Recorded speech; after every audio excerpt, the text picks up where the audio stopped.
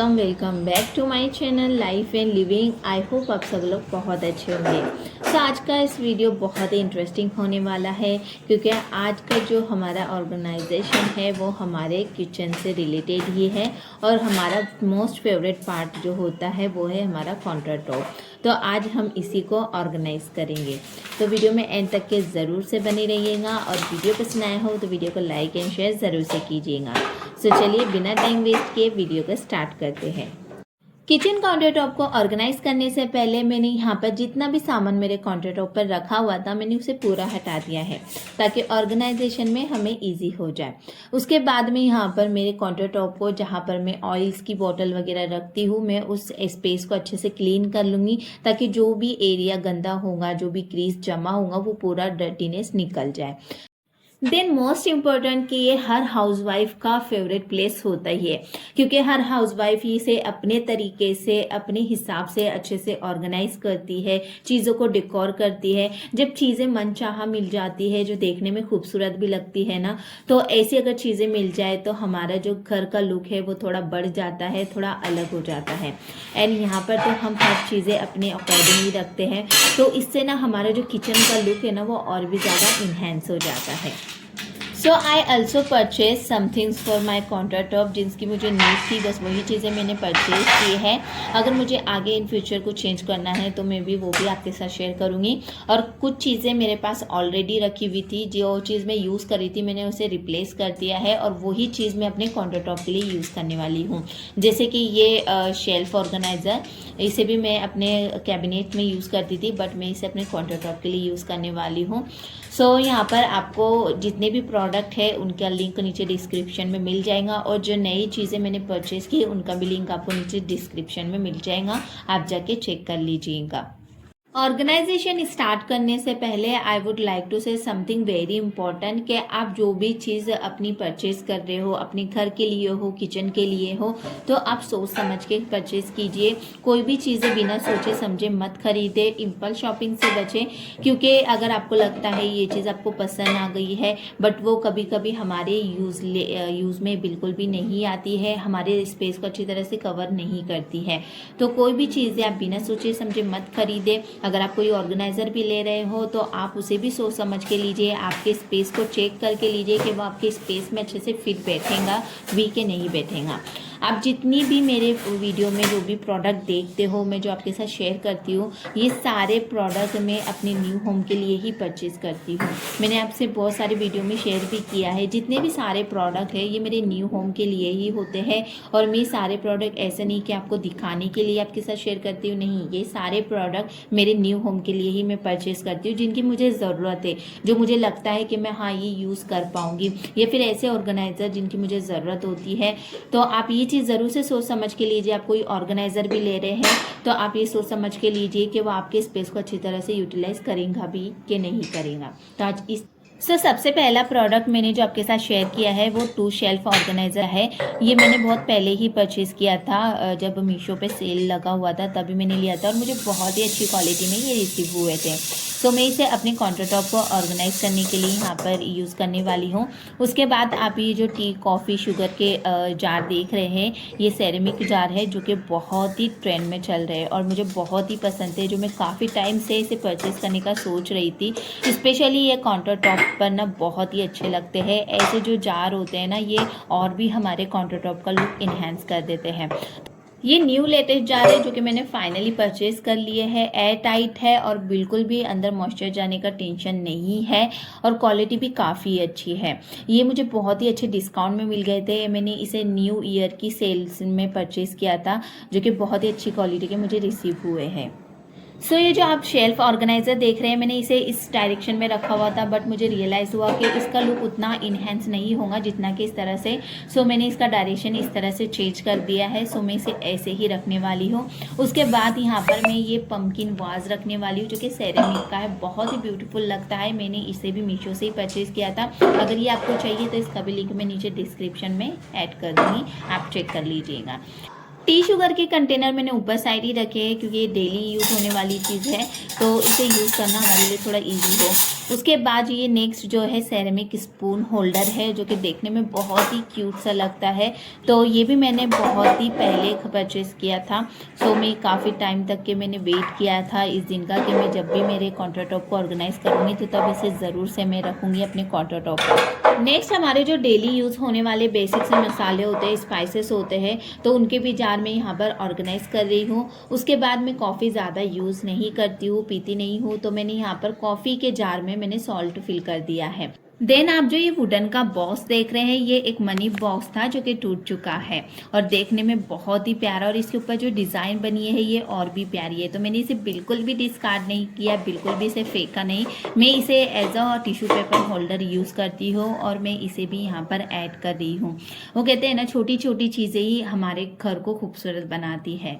And specially अगर kitchen में wooden की चीज़ें हमें ऑर्गेनाइज करने के लिए मिल जाए, वो भी ज़ीरो कॉस्ट में, तो क्या ही कहना।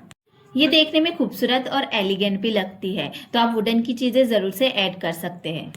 देन यहाँ पर मैं सारी ऑयल्स की बोतल को रखने के लिए लेजी सुजेन का यूज़ कर रही हूँ। एंड आप जो ये ऑयल की बोतल देख रहे हो, ये इतनी अच्छी क्वालिटी की है ना, मैं इसे काफ़ी टाइम से यूज़ कर रही हूँ, बट इसमें से बिल्कुल भी ऑयल ड्रिप नहीं होता है। बहुत ही अच्छी क्वालिटी की है और ये मुझे पर्सनली बहुत ही ज़्यादा पसंद है। इसका जो लीड है ना, वो स्टील का है और इसके अंदर रबर लगा हुआ है, जिसकी वजह से ऑयल बिल्कुल भी ड्रिप नहीं होता है। सो मैंने इन दोनों को, जो बड़े ऑयल की बोतल है, उन दोनों को मैंने लोकल मार्केट से परचेज़ किया था। बाकी जो छोटी ऑयल की बोतल है, घी का जार है, उनका लिंक आपको नीचे डिस्क्रिप्शन में मिल जाएगा, आप ज़रूर से चेक कर लीजिएगा।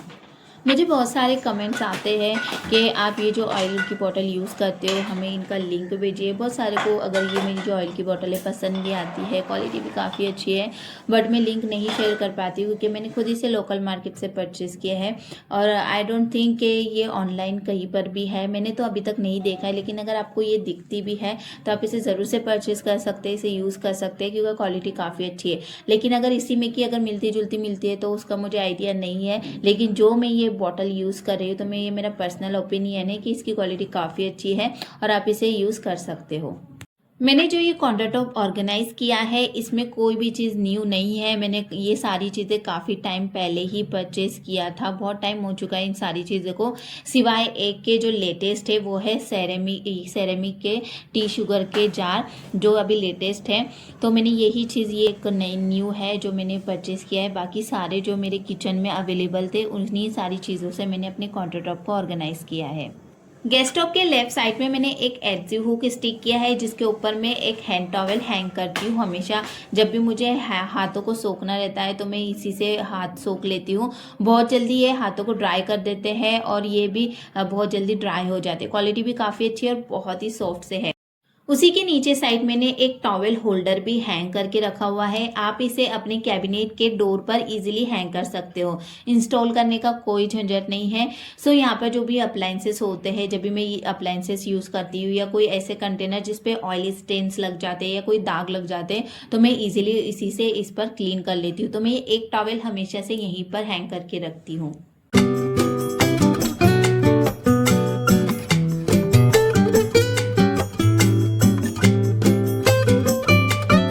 मैं जो गैस स्टोव यूज़ करती हूँ वो ग्रीन शेफ का है और मैं इसे ऑलमोस्ट 4 ईयर से यूज़ कर रही हूँ।